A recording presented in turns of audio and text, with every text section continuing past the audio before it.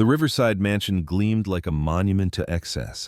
12,000 square feet of marble floors, crystal chandeliers, and floor-to-ceiling windows overlooking manicured gardens that required a staff of 6 to maintain. Catherine Williams had been cleaning those windows for 3 years, and she still marveled at the waste of it all. One family. One man, really. Richard Thornton III, tech billionaire, venture capitalist, and living embodiment of inherited wealth meeting ruthless ambition. His wife had left him 2 years ago, taking their daughter. Now it was just Richard, his 10-year-old son Benjamin, and a rotating staff of people he barely acknowledged as human. Catherine was in the library on a Tuesday morning, dusting the shelves of leather-bound books that Richard had probably never read, when she heard young Benjamin coughing. Not the normal child's cough, but something deeper, more concerning. She'd been a mother long enough to recognize when something wasn't right. "Mr. Benjamin?" Catherine set down her duster and approached the boy, who sat hunched over his laptop at the massive oak desk. "That cough doesn't sound good. How long have you had it?"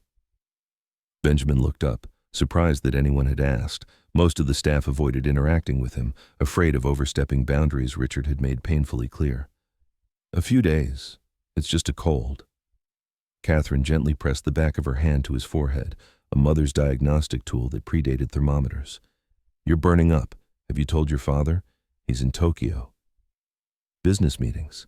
Benjamin said it matter-of-factly, as if parental absence was as normal as breathing. "What about the nanny?" "Dad fired her last month. Said I'm too old for one." Benjamin was 10 years old and essentially raising himself in a mansion full of strangers. Catherine made a decision. "Come with me to the kitchen. I'm going to make you some tea with honey and lemon, and we're going to take your temperature properly." In the bright, restaurant-grade kitchen, another excess, considering Richard rarely ate at home, Catherine found the first aid kit and thermometer, 101.8 degrees. Not emergency level, but concerning for a child who'd been coughing for days. "My son Marcus used to get bronchitis when he was your age," Catherine said, preparing the tea. "You need to see a doctor. That cough sounds like it's settling in your chest." "How old is Marcus now?" Benjamin asked, grateful for the attention, for someone treating him like he mattered. 15. He's at Lincoln High, studying like his life depends on it. Pride crept into Catherine's voice despite her exhaustion. She worked 3 jobs, cleaning the Thornton mansion, night shifts at a nursing home, and weekend catering, to keep Marcus in decent clothes and with enough food. They lived in a 1-bedroom apartment in the city, 45 minutes by bus from this monument to wealth. "What does he want to be?" Catherine smiled, handing Benjamin the warm mug. Last week he said, "engineer." This week, it's marine biologist. Next week, who knows? He's 15. The world is full of possibilities.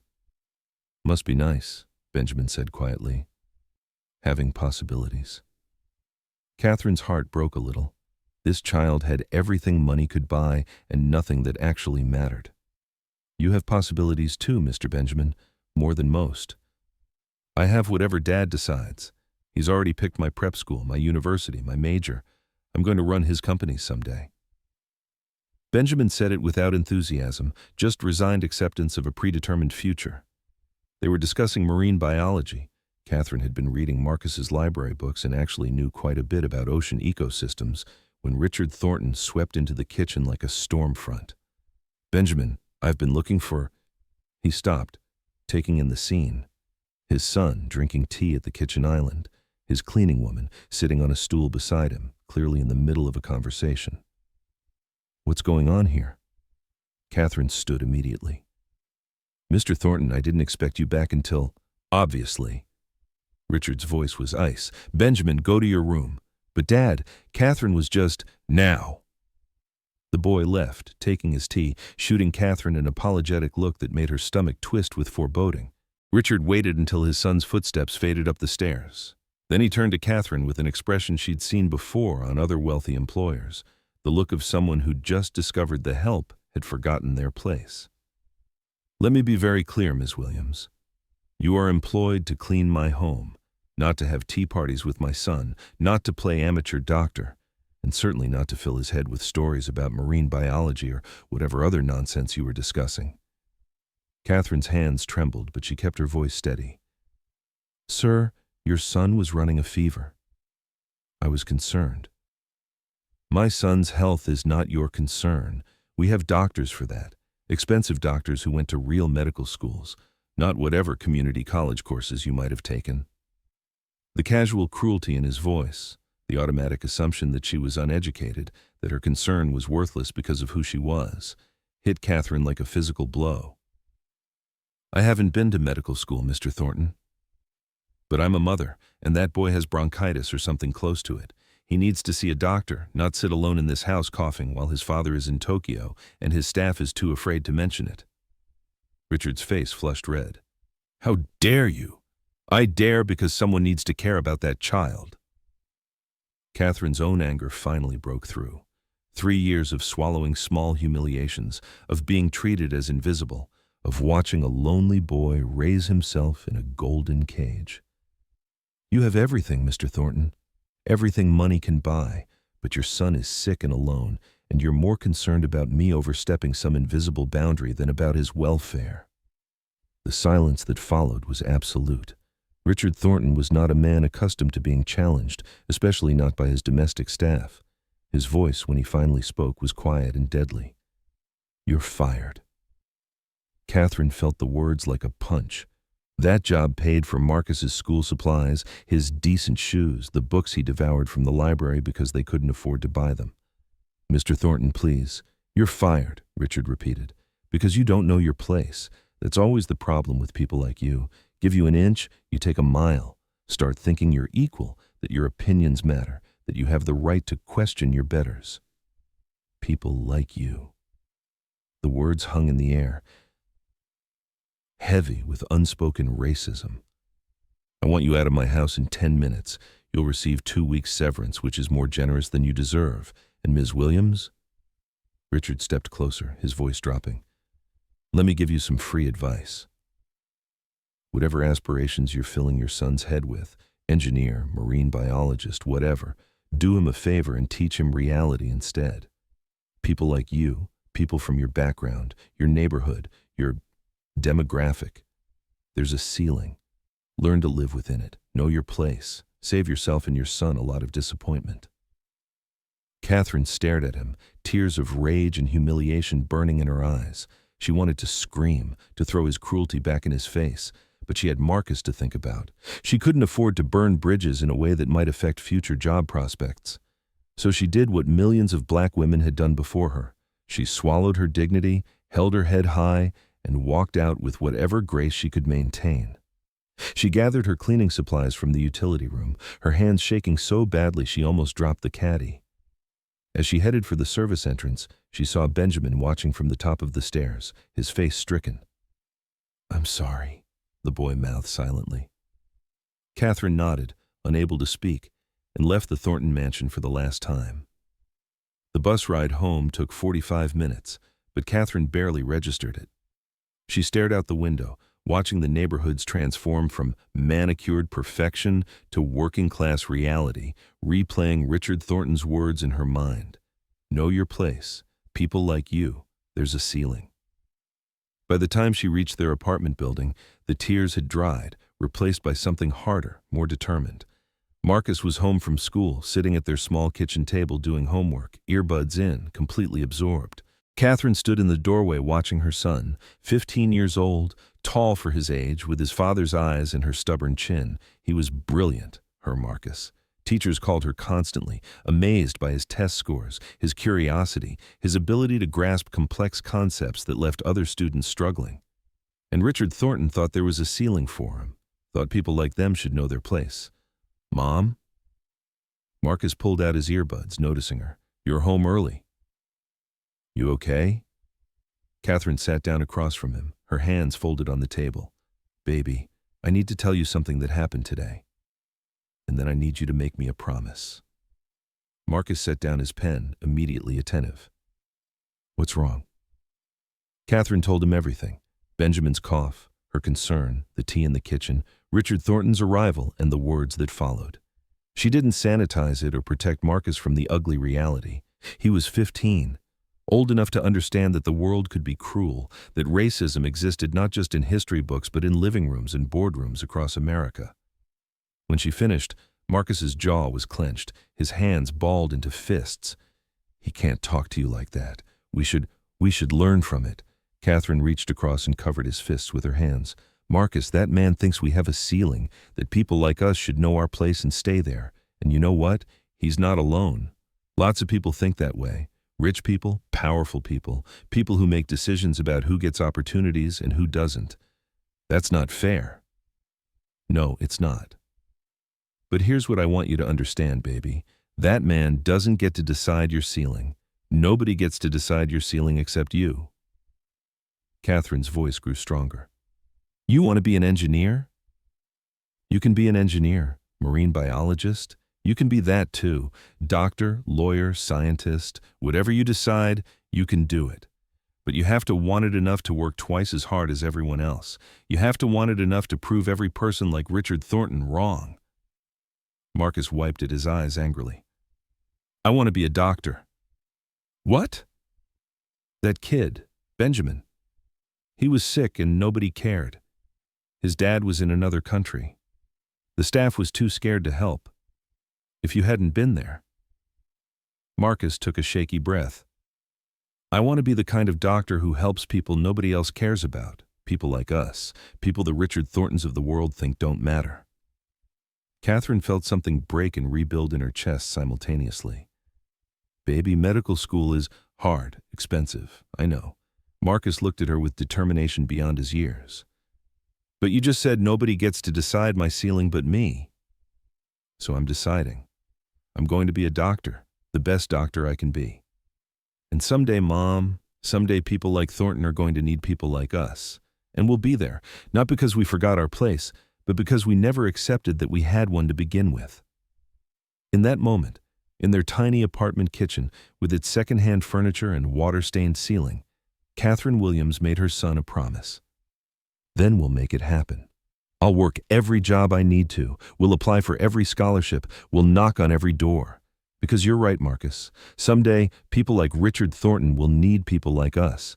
And when that day comes, you'll be ready." They held hands across the table, mother and son, two people the world told to know their place, deciding instead to redefine what was possible. Neither of them could know that 15 years later, Richard Thornton would collapse in his office with a massive heart attack, that he would be rushed to Metro General Hospital, where the only surgeon available for the complex procedure he desperately needed would be Dr. Marcus Williams, Catherine's son, the boy whose ceiling she'd refused to accept. But that reckoning was still years away. For now, there was just a mother's love, a son's determination, and the quiet revolution that begins when someone refuses to know their place. Marcus Williams stood in the lobby of Jefferson Medical College, acceptance letter trembling in his hands. 22 years old, undergraduate degree from State University completed with a 4.0 GPA while working 3 part-time jobs, MCAT scores in the 99th percentile, and now, finally, medical school. His mother stood beside him, wearing her best dress, the one she saved for church and special occasions. Catherine had aged in the 7 years since the Thornton incident, more gray in her hair, deeper lines around her eyes, but her smile was incandescent. "You did it, baby." "We did it, Mom." Marcus hugged her tightly. The tuition was covered by scholarships and loans that would take decades to repay, but they'd done it. Against every odd, every statistic, every person who'd suggested he be realistic about his options. What Marcus didn't tell his mother was how terrified he was. Medical school wasn't just hard, it was designed to break you. 4 years of grueling academics, followed by residency, fellowships, endless examinations. And he'd be doing it while working, while sending money home, while proving himself worthy in spaces that weren't built for people who looked like him. The first day confirmed his fears. Marcus Williams? Dr. Patricia Aldridge, the anatomy professor, studied her roster with barely concealed surprise. She was a white woman in her 50s, renowned in her field, with the kind of pedigree Marcus could only dream of. Harvard undergrad, Johns Hopkins Medical, published research that filled textbooks. Yes, ma'am. Interesting. Your file says you did undergrad at State. We don't get many State students here. The subtext was clear. We don't get many students from your background. I'm grateful for the opportunity, Dr. Aldridge. We'll see if gratitude translates to competence. She moved on, leaving Marcus with the distinct impression that he was starting several steps behind his peers. His classmates were brilliant, children of doctors, lawyers, professors. They'd had SAT tutors, college counselors, gap years volunteering abroad.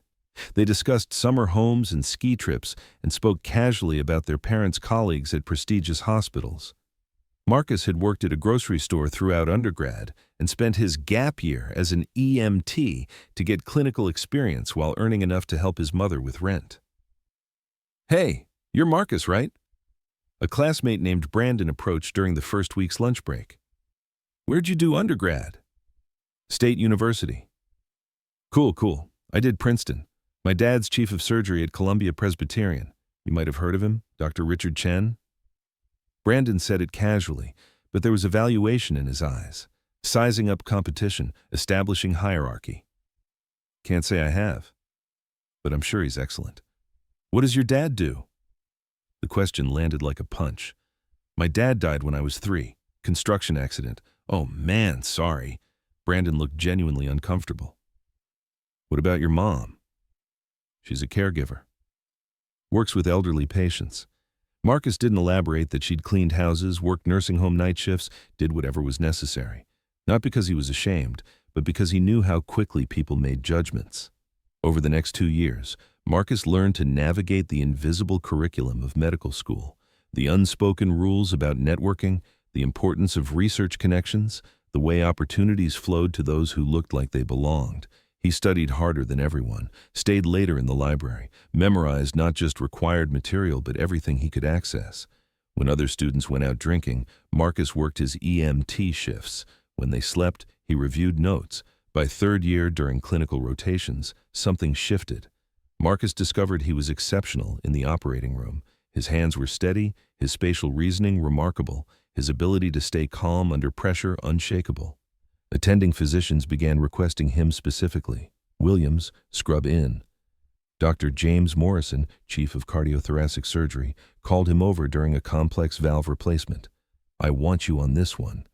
Marcus assisted on surgery after surgery, learning from Morrison, absorbing technique like a sponge. Morrison was demanding, perfectionist, but fair. He evaluated skill, not pedigree. You've got a gift, Williams, Morrison told him after a particularly difficult case. Ever consider cardiac surgery? It's competitive, sir. Hard to get into the top programs. So is medical school. Didn't stop you. Morrison studied him carefully. Look, I'm going to be honest. Cardiac surgery is old boys club territory. Lots of barriers for someone like you, but you're good enough to break through. Question is, do you want it enough? Marcus thought about Benjamin Thornton, sick and alone in a mansion, thought about his mother, fired for caring, thought about Richard Thornton's words, know your place. Yes, sir, I want it. Then I'll write you a recommendation. But Williams, you'll have to be twice as good to get half the credit. That's the reality. I've been twice as good my whole life, sir. I'm used to it. 4th year brought the match process, medical students competing for residency positions. Marcus applied to cardiac surgery programs across the country, top tier, middle tier, safety programs, 20 applications, 15 rejections, 3 interviews.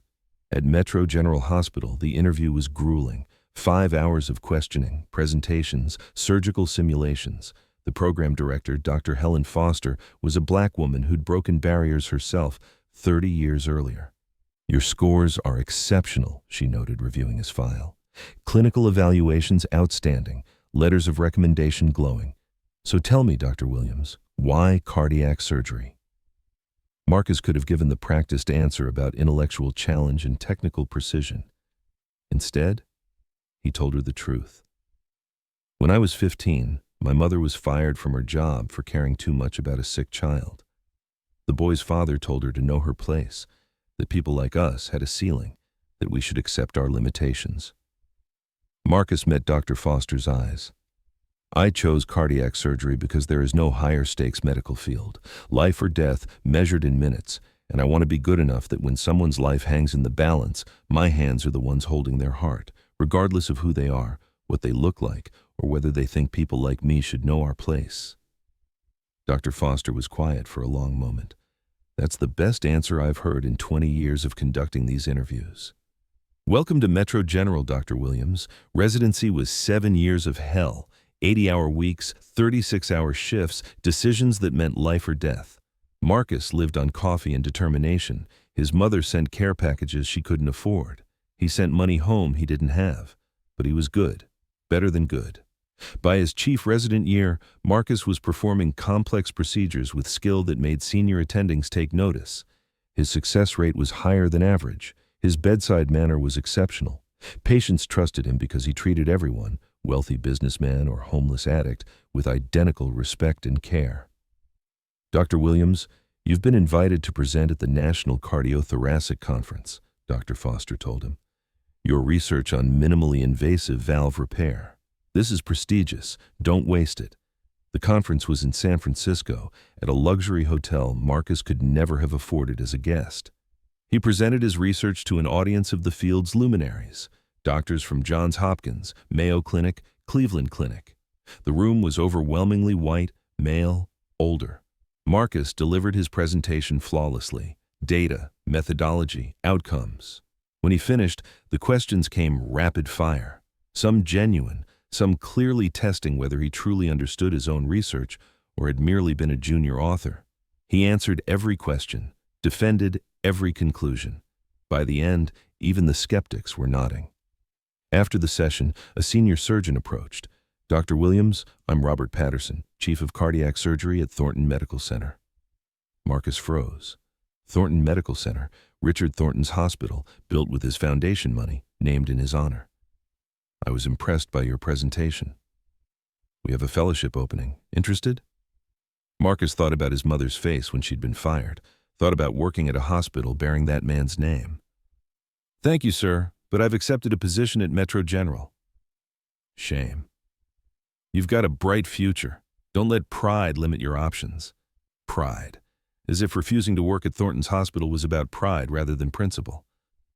Marcus finished his fellowship and joined Metro General's attending staff at 34 years old. Dr. Marcus Williams, board-certified cardiothoracic surgeon, specializing in high-risk cases. He was one of the best in the city, and everyone knew it.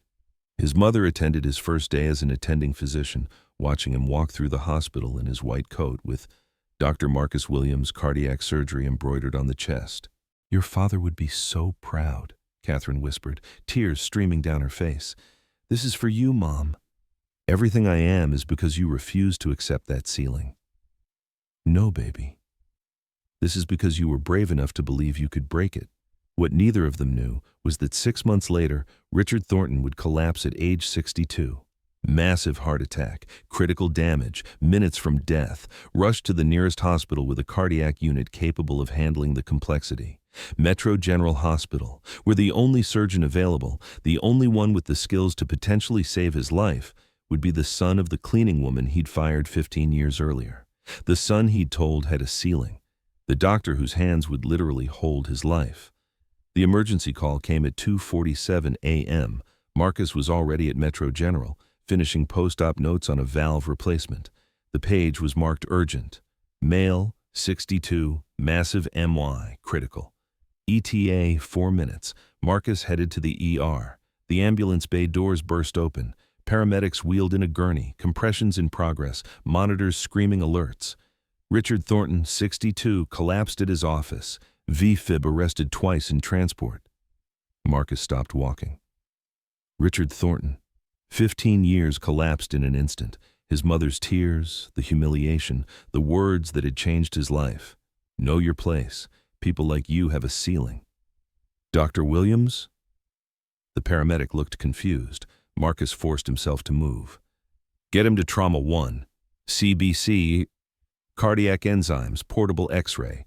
Call Cath Lab immediately. In Trauma 1, controlled chaos. The picture was grim, complete blockage of the left anterior descending artery. The Widowmaker. Even with immediate intervention, survival odds were maybe 40%. Dr. Williams, his driver says he has a son.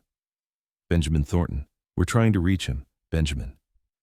Marcus remembered the sick 10-year-old boy, lonely in a mansion. Dr. Helen Foster arrived within minutes. She reviewed the charts, her face grave. He needs emergency CABG. This is as complex as they come. I know. Foster studied him carefully. What's wrong? Marcus took a breath. That man fired my mother 15 years ago, told her to know her place, that people like us had a ceiling. I decided to become a doctor that day to prove him wrong. Foster's eyes widened. You need to recuse yourself. I'm the only cardiac surgeon here tonight who can do this. By the time someone arrives, he'll be dead. Marcus met her eyes. I took an oath. To treat every patient regardless of who they are. That oath doesn't have exceptions. Can you do it? Marcus thought about his mother's dignity. Yes, not for him, for the doctor I am, for the man my mother raised me to be. Then I'm scrubbing in with you. The surgery was brutal. 7 hours, 3 arteries completely blocked, the mitral valve damaged.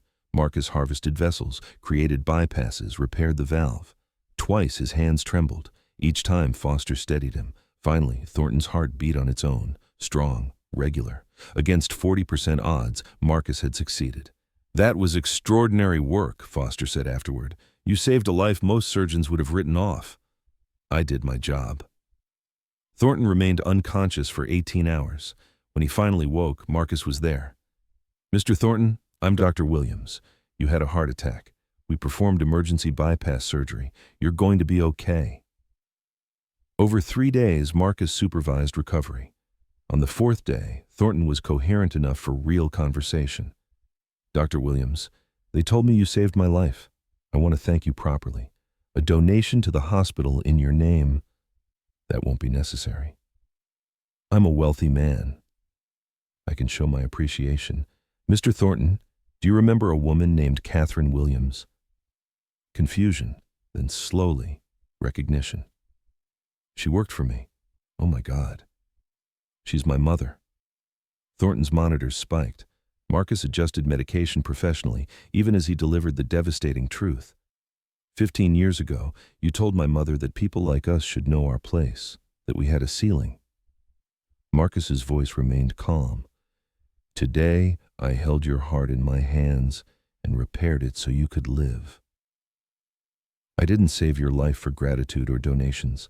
I saved it because I took an oath, because my mother raised me to be better than the people who tried to limit me, and because the ceiling you said existed, it never did. It was always just your prejudice. Thornton tried to speak, but Marcus continued. You'll recover fully. You have years ahead. I hope you use them to understand that the people you dismissed, we don't have ceilings. We never did. You just couldn't see how high we could rise. Marcus turned to leave. Dr. Williams, Marcus, I'm sorry. God, I'm so sorry. Tell that to my mother, Mr. Thornton, not to me.